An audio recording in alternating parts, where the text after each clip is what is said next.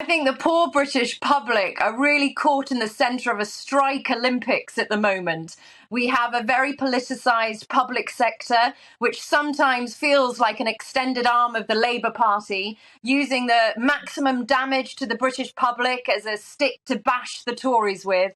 I have great sympathy with the working conditions for junior doctors and nurses. And, God, I only wish that they could have a pay rise. But the unreasonable demands and the threats of strikes have really crossed a line. And I believe that we are now being used, the British public are being used as a football between very, very left-wing elements of trade unions and the public sector in their political battle to try and get the Tories out. Now, listen, when you choose a career that sustains life, to think you can withdraw that service when you're demanding unreasonable pay rises during a cost of living crisis, I don't think that's right. I do agree with Rishi's minimal service laws, because France has it. I mean, France is like the godfather king of all strikes, and they have it on their statute books. It's not an anti-strike law. This is the bare minimum Rishi should be doing. Well, let's bring Rebecca Reid in on that. There's the bare minimum that Rishi should be doing. Anti-strike law. It's not anti-strike, but it's just making sure that things can function. What do you think?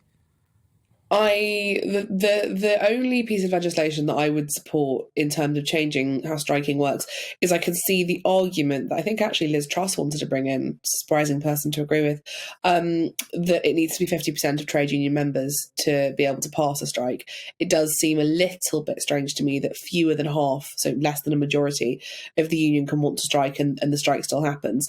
But I'm frustrated when people suggest that there are certain careers who shouldn't be allowed to strike, because I think we all fundamentally agree that if we were to say nurses wouldn't be paid at all, everyone would agree that they shouldn't have to keep working. So at that point, you accept that they would have the right to not work on a financial basis. So then all you're doing is negotiating out what you think is a reasonable or unreasonable reason to strike. But fundamentally, everyone deep down agrees they should be allowed to withdraw their services if they're provoked.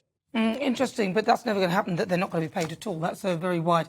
That's never going to happen. And also the government have independent pay bodies that determine how much the nurses get paid, and they always get an increase with these, whether it's up with inflation, whereas in a private sector, you wouldn't get that. What I'm trying...